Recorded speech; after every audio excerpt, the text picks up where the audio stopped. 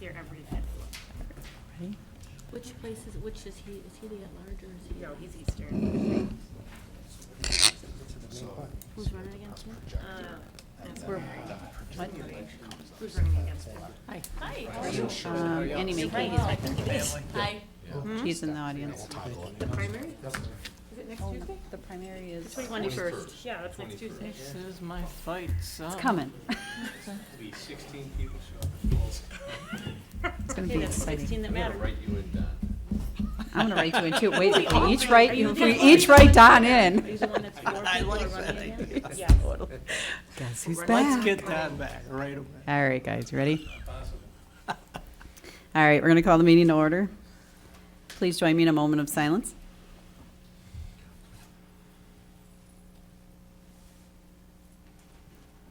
Okay, please join me in the Pledge of Allegiance. I pledge allegiance to the flag of the United States of America and to the republic for which it stands, one nation, under God, indivisible, with liberty and justice for all. All right, Cherry, can you please do roll call? Tim Aldemus, Excused? Todd Clemens, Excused? Erica Connor, here. Don Cox. Yep. Mary Diamore, Here. Art Schneider, Here. Craig Burtz, Here. Jeff Ockel, Here. Sherry Wachowski here. Okay, this is an open meeting and has been noticed as such. Chuck Wiggers is not here yet. We'll come back to him. No, he's not, and we did confirm that he would be here late last week. Laura talked to his aide, and so I don't know where he is at this time, but I'm assuming he's on his way. All right, we'll come back to him when he arrives then. All right, first up, citizens' comments. Do we have any? All right. No, I think we do not, and Nick's taking care of the one gentleman that had some questions. Okay. So if we could go to Tom's piece right away about the bonding, that would be great. Sure. Would that be all right? Yep. We have a gentleman here. All right, so tonight we have Jordan. Jordan's been with us before here as we wrap up the rest of our bonding for our referendum here. So you have a packet that Jordan brought with tonight. So that's going to have the numbers, the detailed numbers there that support the award resolution that I sent to everybody's email last week, Friday. So Jordan, is there anything that you want to add about the overall position of the $10 million borrow that you could share with the board here? Yeah. So these bonds were sold last Thursday. It's been a very volatile market after the election, the beginning of the year. Luckily, we locked in a really great rate. You can see in the details we locked in a rate of 2.06%. So just to kind of take us back to the history, we locked in the majority of the financing back in August. So the $39.5 million of it was locked in August. We decided to leave $10 million remaining for two reasons. One is you didn't need the money yet. The second is to take advantage of bank qualified rates. So what that means is banks can get a preferential status for when small issuers issue bonds. And that means $10 million or less. So we pushed $10 million to this year to get essentially lower rates than if we issued it all at once. So when we decided to issue the majority of the bonds last year, we locked in the long end of the bonds. So the bonds that are maturing the latest. So the 16 to 20 years from now or from last year. We did that to try to reduce the volatility or to limit the volatility of the market, because when you're in a volatile market, the bonds that are out longer, they're going to fluctuate a lot more. So we locked in those, what happened to be the lowest rates over the last 30 years. So we're very fortunate there. So now we locked in the last 10 million, still got a great rate, like I said, of 2.06, and that was largely because of the great rating of the district, the AA, the S&P AA rating.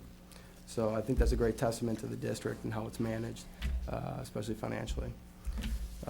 So if you flip through, you can see the details of the financing plan itself. But like I said, an all-in rate of 2.06, $10 million, and this section will mature in 2022. Okay. Any questions? How do we get a higher bond rating?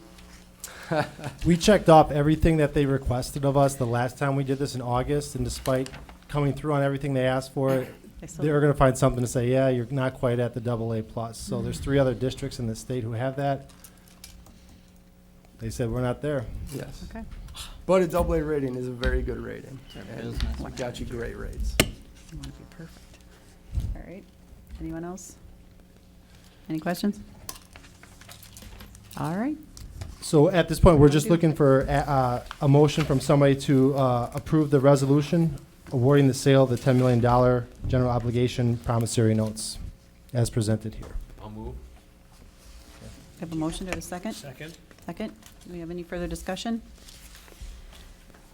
All right. Do we need a? We're gonna do a roll call Yeah. here. Jerry, roll call? Tim Algedemus, not here. Todd Clemens, not here. Erica Connor, Yes. Don Cox. Yep. Mary D. Moore, Yes. Art Schneider, Yes. Craig Verts, Yes. Jeff Vogel, Yes. Terry Winchowski, yes. All right. Okay, That's it. good to go. All right. Thank you, Jordan. Thank you, everyone. All right. Sure. Thanks, Jordan. Thank you. Okay, we have approval of the minutes of January 23rd, 2017. We have a motion? Oh. What? No, it's not really an action item. You didn't put it under the consent agenda. Do we, I'm sorry, what? We would approve it. I'm approving the minutes of January 23rd. Can we still, Sure. it's not an action Yeah, or that's how a we consent? approval. Okay. Normally it's a consent agenda.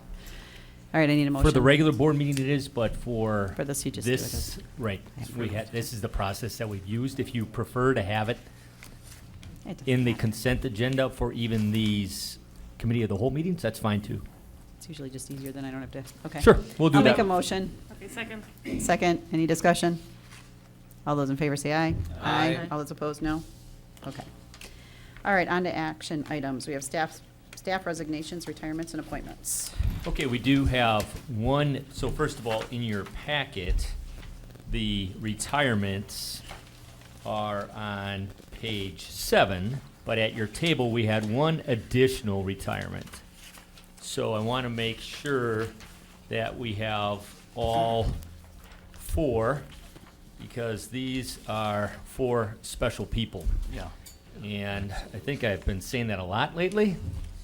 And if you think I've been saying it a lot, But it's true. it's true, right. And so we want to make sure that we recognize these 4 women. First, we have Trudy Cox. Clearly someone's better half. Trudy is a longtime kindergarten teacher at Clarendon Elementary, and prior to that, she served as a Title I instructor also. Then Vicki Eckroth, who is a 2nd grade teacher at Prairie View. Vicki has been with us for 36 years. Beth Zeidowitz, another kindergarten teacher at Prairie View Elementary. So if you remember, last month we Both of them. approved Deb Tarasinski. Tonight we're going to approve Beth Zeidowitz. Beth has 39 years of service for the district. And then on the sheet of paper, we have Deb Woostman. And Deb runs one of our special education programs, a program for students with autism at Prairie View. Really a special education teacher. Has done a fantastic job, and I think she told me the last 22 years she's been running that program at Prairie View. And prior to that, and she took a little time off to raise her children, but prior to that, she had done a couple of other stints with us in special education programs in other buildings. So those are 4 really, really good people that we're very happy for them. Don't get me wrong. Really happy that they're starting the next chapter of their lives, but they are really going to be missed in their various different schools, Prairie View and Clarendon in this case. Outstanding people, great teachers. All right. I'll make the motion to accept those retirements. I'll make a motion. Oh, you're gonna make the motion? Yeah. You're gonna go for I it? was hoping he Put your, would. put your neck out there, are you? Okay. I second it. All right, Can we you got a motion and a second second. it Yeah. No, because then we'll have to tell them, probably in July, they have to come back Yeah, because we exactly. didn't follow the appropriate rules. All right, all those in favor say aye. Aye. All those opposed, no. Okay, motion carries. All right, on to committee reports. First up is Learning Committee. College credit opportunities.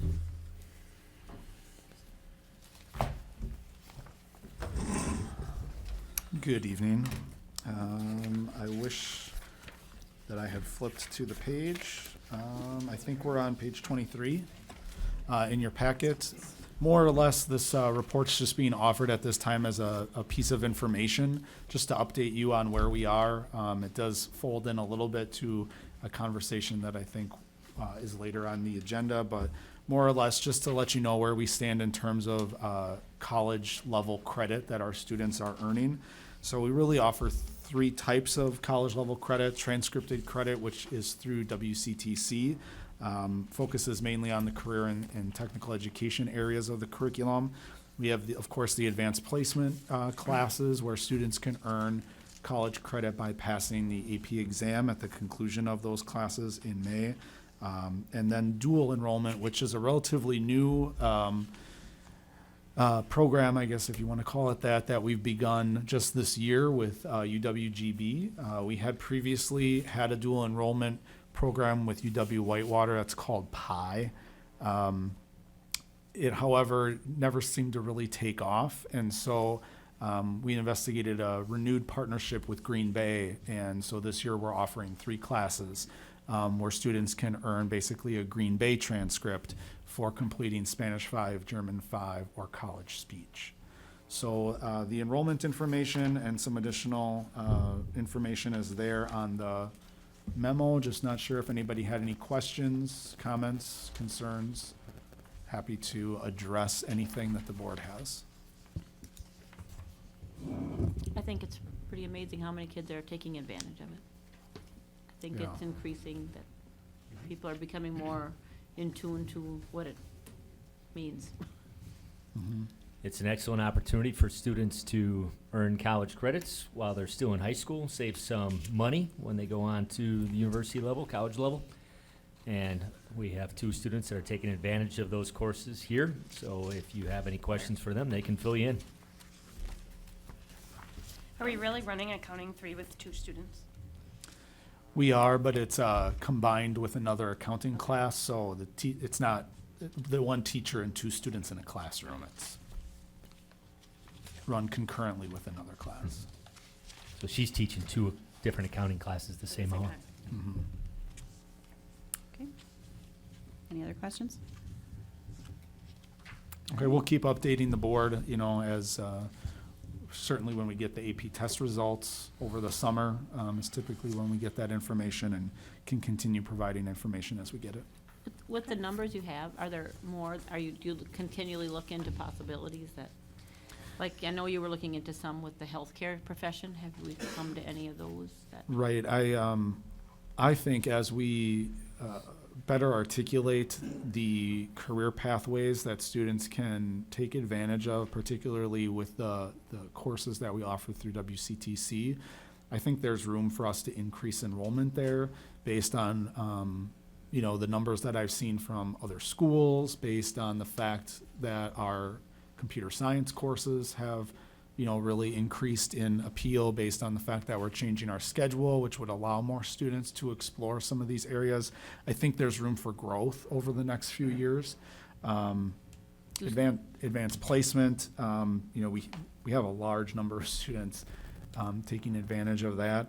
I think that could also continue to grow, especially if we can articulate a path for students to have the option, if they make the right choices, where they could earn essentially a year's worth of credit before they graduate high school.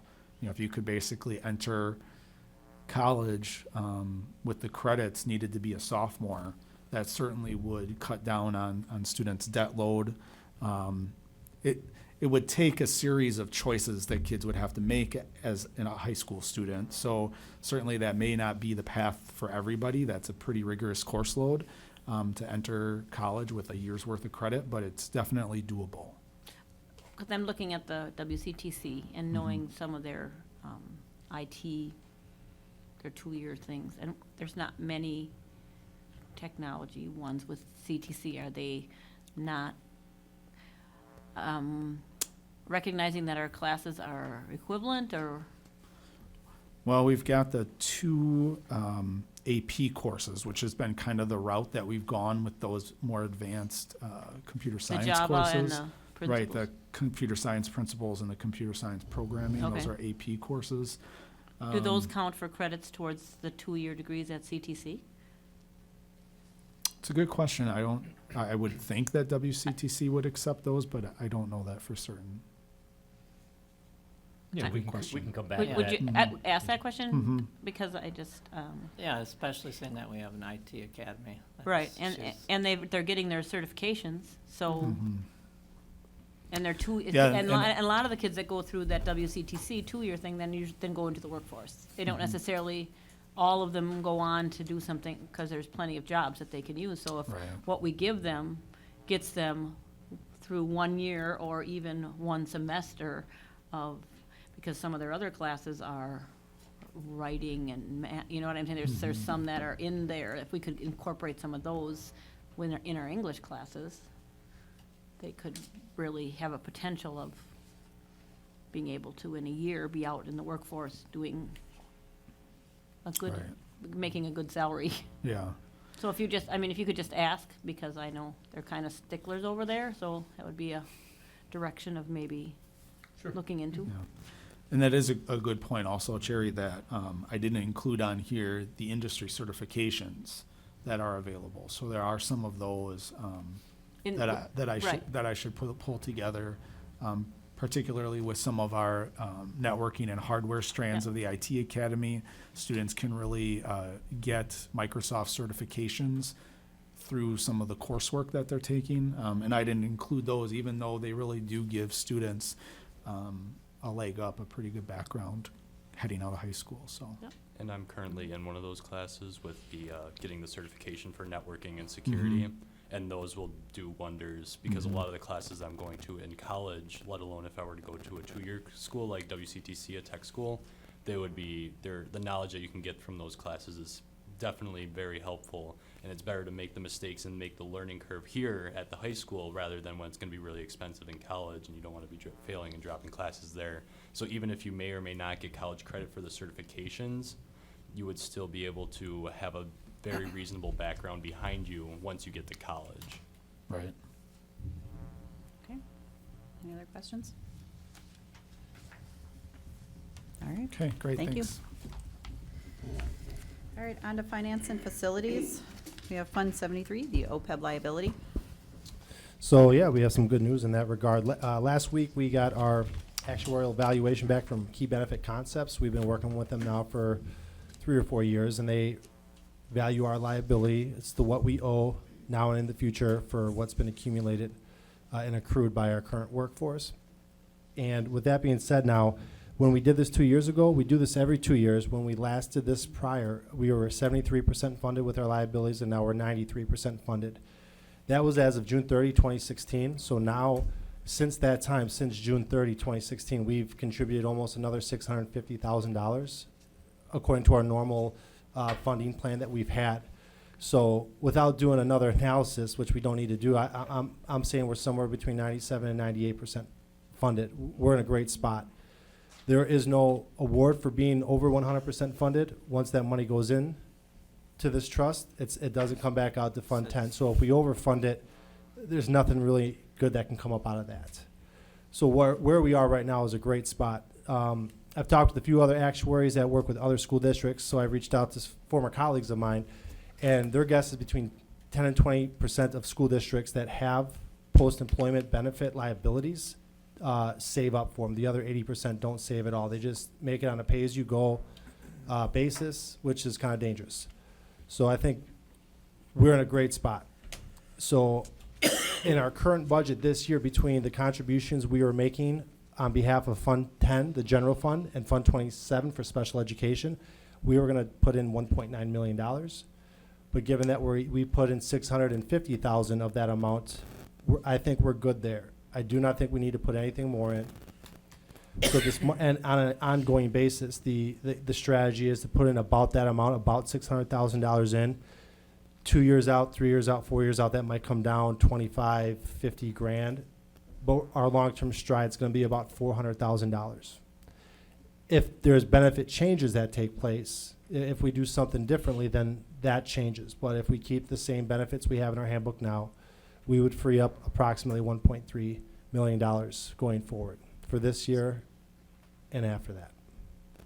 And so that's related to my memo near the end of the packet about how we can spend that money. It's your job. Is there any questions about any of that information there? It's great. The district did a great job in years past of putting money aside to pay their bills. And now the time has come where we're in a great spot. I just have to throw this because of what Mary said earlier. So we have this money set aside, we're above average or suggested in fund balance. Why can't we get the other bond rating? What do they want from us? A higher fund balance rating, a higher amount of fund For the balance bond- perhaps? For the bond, a higher amount of fund balance, higher than the recommended? Well, it's our choice We're to go, above- We're above the recommended. sure, but some districts that are close to us are in 35% fund balance. Now, fund balance can be controversial because once you have so much of it, people will begin to say, why are you still taxing if you have all this money in your bank account? Right. So there comes, it's a fine line. You want to have enough to pay the bills, to avoid short-term borrowing.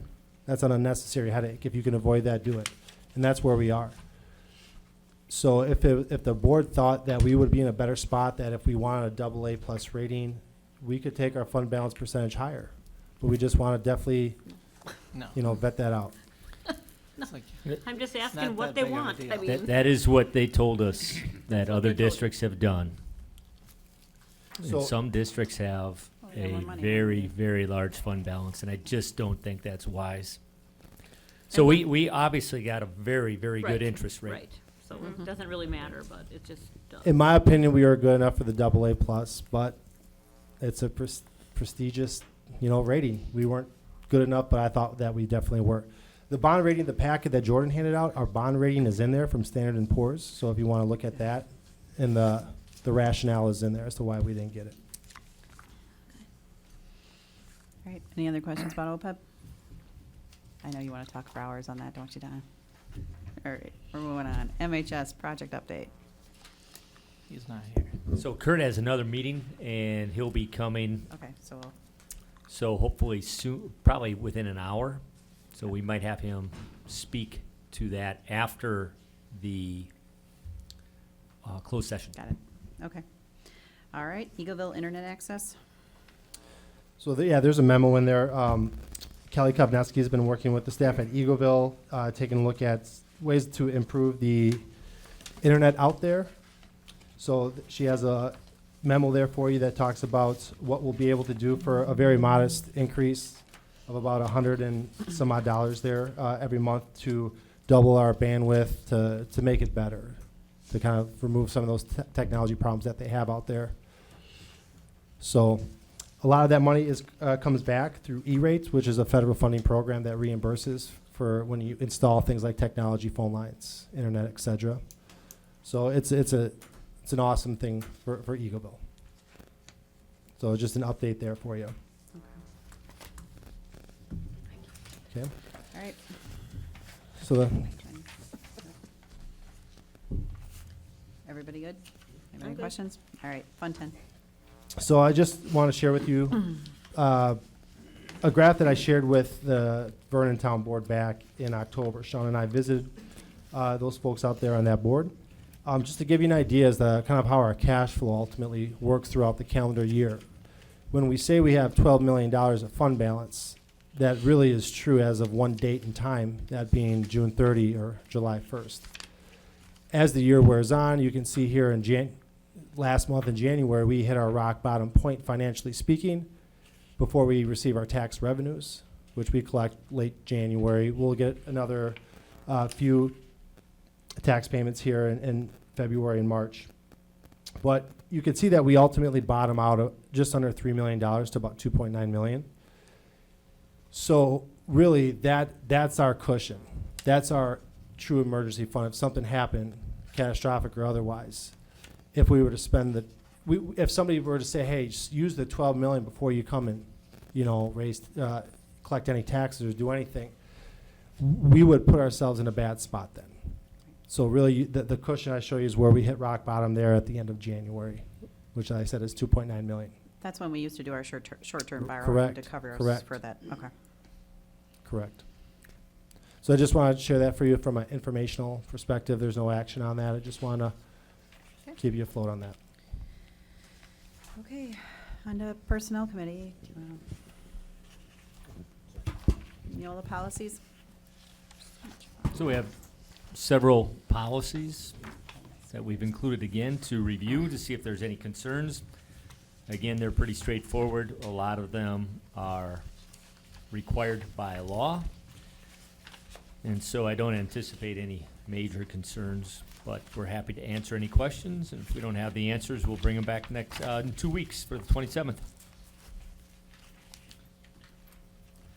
So, I think we already talked a little about the employee anti-harassment policy. I would suggest that it gets reviewed thoroughly and that there's a process put in place so board members are made aware of what they should be made aware of. I So think number maybe 1662 in the packet, I think it might be the last one. the one with all the circles on. Okay. I would just, without hashing out, just kind of read it closely, more closely, just because it was an issue that recently came up and I was kind of caught off guard from some past incident, and I would just recommend that we all read it. Sean rereads it, and that, there is a process put in place that, from what I understand this as, that we are in the loop. So we can maybe discuss this at another time after, everybody looks at it closer. So if you recall, you all received an email from one of our employees who was upset with the way we handled, excuse me, an employee incident 3 years ago after the way the board dealt with a situation with the musical. And so I think what Art's saying is, how does the board stay abreast of how the administration handles discrimination or harassment complaints? How do you know that we are handling them appropriately If we don't even know they happen? if you don't Right. know Correct. they happen? And this policy, everywhere where I circled it, seems to refer to us. So it's just, that's why I think we just should look at it real close. And the only thing I would maybe say, come up with, so for example, I would just, 1662, the school board, the first paragraph is committed to a work environment that is free of harassment. Then you go to the second paragraph, the board will vigorously enforce its prohibition against harassment. Third paragraph, the board will investigate all allegations of harassment. You don't do the investigation. So that's my job. So really, instead of every time that it says the board in all these policies, it's implied that it's the board or its designee, who is me. And of course, I don't investigate all complaints of harassment. I delegate that authority to other people. It might be Nick Rykoff, for example, or our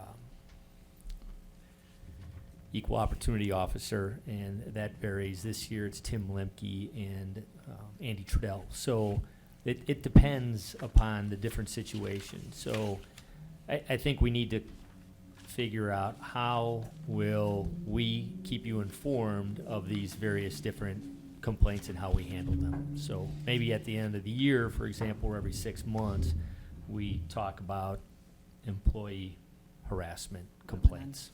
We don't really have that many harassment complaints, though, just so we're on the same page. I don't want to give anybody the impression that we I was have gonna say- a lot. right. And do this and for a that's year. that's what I believe, and that's why I don't think it would be asking too much to have us be in the loop. And you said Andrew Trudell, and in these paper it says Stephanie Blue. Right, and I apologize. So we have to have one male and one female, so Stephanie and Andy. And Andy, not Or Tim Tim. Lemke? I- Which, I'm Tim and look- Stephanie. They're listed, Are these Depends on the ones in situation. here the right ones? they're listed in the policy. So I apologize. So it was Andy Trudell and Maxine Toll previously. Okay. All right, and then now No, it's when Tim Timothy. took Maxine's spot, then I had two males. And I see. Stephanie. All right, so Tim is one and Stephanie would be the other one. Oh, I figured that was why we had. Sorry about that. Makes sense. I think that in my experience, as small as it may be, I think the communication has improved greatly over the last few years. And so when there would be a situation, you would let us know. I think that's what Art is asking. I don't know for sure, but No, that's exactly, because there are also, if you read the policy, there are state statutes, and it refers to us. So there, I mean, we just have to make sure that we're following this policy here, so. I like Sean's suggestion that he's going to look at it and find out I'll a come back. good way to address it, so. Any other concerns about those policies? Questions or concerns? Again, a lot of it is, I know you read these on the beach, Eric. they're lengthy. They're lengthy because Neola's lawyers provided much of this language. Yep.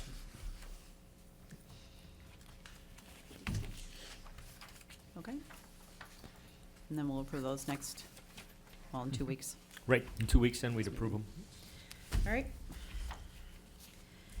Next, interventionist proposal. Yeah, so that's my memo that's entitled on page 32, repurposing of OPEB funding. It was related to what Tom was talking about with Fund 73. And so because we are nearly fully funded for our post-retirement benefits, I think it's time now to start having discussions on how we use that money instead. And as you know, those of you who have been on the board for a few years, when we met 3 years ago and 2 years ago and asked the principals, what do you need the most? It was a unanimous choice of interventionists. So we would like to bring back a detailed proposal on the 27th about what that would look like in the schools and how much it would cost. If that's something that you are still interested in pursuing. And I was assuming you would be. If the principals are still interested, then we're still Right. interested. Yeah. I think that's how it goes. Well, and that was even when we did that exercise years ago where we were Stuck all putting our things boards on and the wall. stuff, and that was one of the Yeah. Right. more unanimous thought from a board, so. And then just in general, I want to start having some discussions about how we would spend some more of that money. Obviously, you know that we have some employee wages, some salaries to talk about with our teachers and our support staff that we believe that we need to improve a little bit to be, remain competitive. And then I think our good students, our great students are really doing well. And again, we have two good examples here. Some of our students that struggle, though, we need some help. And we are not staffed sufficiently with our guidance counselors and our social workers and some of our other support staff that I would really like to start having some discussions at. A few of our schools have higher needs than others, and some of the incidents of the last couple of weeks have really demonstrated that clearly. So some of our buildings have higher needs than others. Clarendon is a good example. Parkview Middle School is another good example. And so I do think we have to take a look at how we can help some of our schools with some of those key positions, helping students in need. So I'd like to just start those discussions, hear what you have to say. If you want to hear from some more principals, I can tell you that I did talk to I talked to Andrea Kaplan today, and she said she needs more guidance help. So she has a guidance counselor there 2 days a week tops. And at Parkview, I talked to Mark DeMay after this couple of weeks. It's been a rough couple of weeks at Parkview, and he talked about what he needs also. So could I don't know what we have anymore. I know we used to have a guidance counselor at each building. What do we, what do we have? At the elementary level, we Yeah. we have approximately 2,500 students at the elementary level in K through 6, and we have 2 full-time guidance counselors. And how That's do their, how for is their 6 time buildings. spent? So those 2 people divide their time between those 6 buildings. According to need, or do they have a certain schedule that they have? They have a schedule, and it's based upon the number of students. So, for example, our bigger elementaries get a little more time. So I don't have that in front of me, and Nick, do you know off the top of your head? You do know? Yeah. Okay.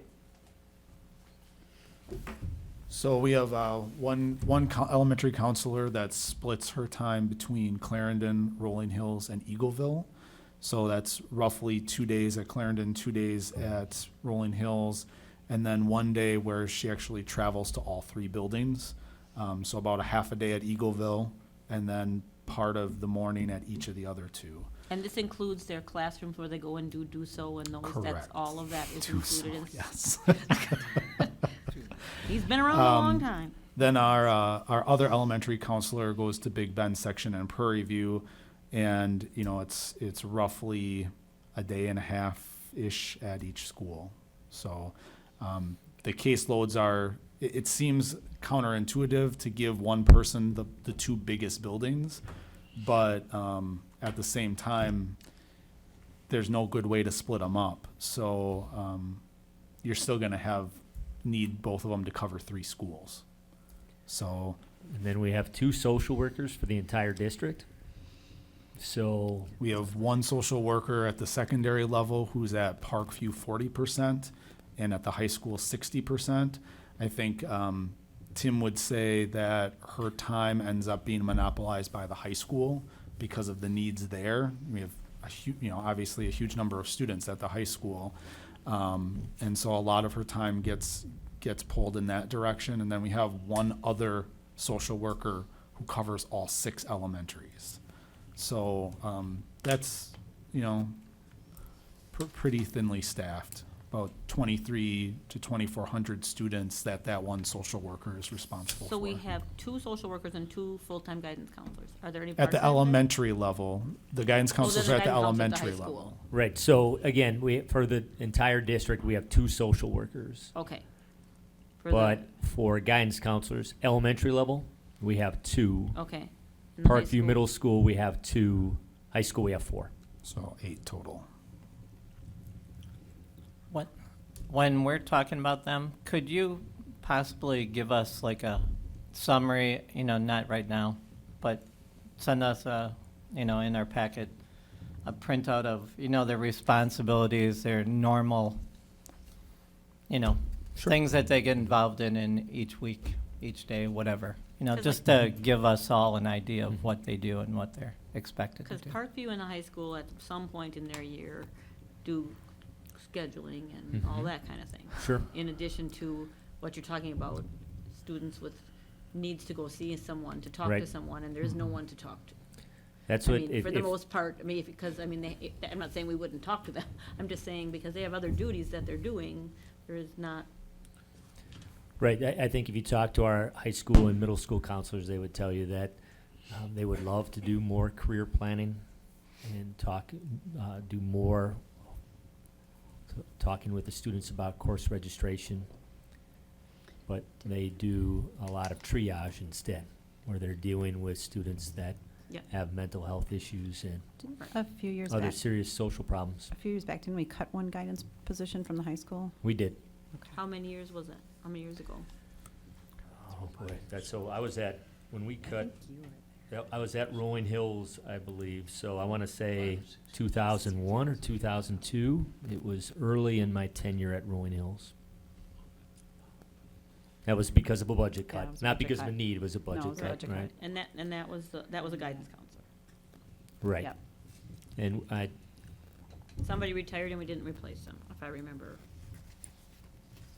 But it doesn't matter. I mean, at this minute in time, it Right. doesn't matter. that So- sounds right, I can't remember. Okay, so what else you'd need to know, we would need to know, I would need to know, everybody else, is roughly, what the costs on some of those things would be, and what people would think would work. And so we have a list of needs, and we prioritize that list of needs, and we have costs for those also. Okay. We can share that with you. Okay? And some tentative caseload redistribution. We've Okay. already started thinking about what that could look like. Okay. And then health room assistant hours. Do we not have health room assistants there all the time? We do not. Mm-mm. So that's something that first you should be aware that our health room assistants are not nurses. It doesn't mean that health assistant couldn't be a nurse, I'm couldn't be a thinking- registered I nurse, know, but I mean, they're not nurses. And they are trained in CPR and first aid, yeah. and they are wonderful people. This is not a criticism of our health assistants, but at the elementary level, for example, they are not there the entire day. And then the health room is covered by our office staff. So once again, when you have these conversations, can you tell us what we have and what we don't have, so we can? Sure. I mean, So I guess my first question to you is, I think I knew that you would be interested in pursuing the interventionist, but I want to make sure that you're comfortable with us repurposing this money and spending it on staffing, on compensation, and other needs. I am hoping that that's what our plan is. As long as all the Nick's books are covered, we're good. Right, and so Nick will tell you that we have needs for, not every year for textbooks, Right. but we have needs for technology. We need a new phone system in the district. We have, we just talked about staffing for staff development needs, training for our elementary staff with a new reading program, literacy program. So we have lots and lots of needs. So Okay. I just think we should start having those discussions about how we'd repurpose those funds. Does anybody object? We're not to asking that? for additional money, it's just money that we were using to fund our post-employment benefits, now we're gonna use it on something else. Okay. No, I think if we know all of the things, then we can discuss it. Can't we have a BYOD for the phone system? That's an excellent point. Can work on that. We do it for the kids, eh? All right, any objections? No. All right, you're good. All right, great, thanks, we'll start bringing more information. All right, next up, superintendent's report. Yeah. So, at your table, there's a nice article from the Freeman about our new principal at Rolling Hills, Mike Marincic, and a program that he participated in at Rolling Hills, Shadow a Student. Last week, he shadowed a first grade student, I think it was on Friday. So the Freeman had a neat little article and some nice pictures. I don't know if you caught it in the paper. I think it was on Saturday. And then we've talked about the National Merit Scholar semifinalists program, or the National Merit Scholar program, and we had one semifinalist last fall, Tiburon Benavides, and we have some good news. He is now a National Merit Scholar finalist, so that places him in the top 0.5% of all the juniors in the country. Wow. So that's pretty impressive, Nice. very impressive. He's a senior. Oh, he's a senior, I'm Yeah, sorry. He took Yep. it again in October, so he could Okay, get so qualified. thank you. Okay, cool. Maybe Tate Benavides' son? That I don't know, but I can find out. He's a McQuarrie grad from way back. Yes, it is. From way back. Awesome. Yeah, T-Brown's a genius. Yep. From way back, did you go to school with? Well, not as old He as was you back are, farther than I am. All right, anything else? Not for superintendent's report at this time. Okay. All right, correspondence legislation. Yes. And so then this is a possible board resolution. I just wanted to see if you were interested in doing a board resolution for the repeal of the September 1 start date, or if you want me to just write, I shouldn't say just, but write a letter. I didn't know if that would be of interest to you. I gave you a sample from the WASB and then an example from Oregon School District of their board resolution. So what we're talking about basically is not necessarily requiring school to start before September 1st, but allowing school districts to start before September 1st if they choose to. That's correct. So what we would be asking for is a repeal of the state law that mandates that public schools start September 1 or later, and that it would be a local school board decision. And what is the difference between a letter and a resolution? I mean, in as far as its effect on the process? I think the letter, it usually is signed by myself and the school board president. I think the resolution maybe states that all 9 school board members in this case are behind this. I don't know that there is a significant difference. What are the chances? If Representative Whitkers was here, then we could ask him, but he's not here yet, so. So if we're all behind it, what are the chances of being repealed? There has been a bill that's been introduced by Senator Alberta Darling and Representative Jim Ott. They have introduced this bill before. They are looking for co-signers right now. There definitely is more interest across the state amongst school boards pushing on this issue. And So it probably should be local control. I would agree. And again, like Jeff said, doesn't mean that we have to start before September 1, although I do believe there are lots of good reasons to do that. But I do understand also why some people would prefer not to. We've talked about this before. Yeah. Why don't we just go ahead and do it? Yeah. Do we have to vote on it? Do we have to make a motion? No. What? If you're interested, I'll put together the resolution and bring it back on February 27, Yeah, and we then can do that. Yeah, I'm good with that. My impression behind the resolution versus the letter is that it comes with a little bit more permanence, like this is our district's statement of this is how we feel like forever, for good, until we were to repeal that resolution ourselves. Where a letter is like, hey, will you think about this? This is what we want. Where a resolution is more of like, as a district, this is set This is in, our stance. this is our stance, and regardless of who's on the board, if the resolution is in place, it stays that stance until you repeal it yourself. good point. I'll put that together for you then. Yes, please. All right. Board member questions? Are What do are you you wanna do? touching on these other, I mean, the letters and the biennial budget? Are you saying So anything about Tom, this? you want to talk about the biennial budget? So I think this is a real nice summary that Tom put together about Governor Walker's budget proposal. And obviously, he's putting together the summary on education spending. Tom, do you need an extra microphone? There's one over here. You good? Sean's nice. He shares his. Thanks, Sean. So I summarized there for you the details of Governor Walker's preliminary budget, or his proposed budget that he announced last week, Wednesday. So I think the big thing to talk about is that first bolded area, the per pupil categorical aid. Currently in this school year that we're in right now, we get $250 per student. And next year, he would propose taking that up to $450, and after that, up to $654 per student, which is it's a big increase. It's a good increase there.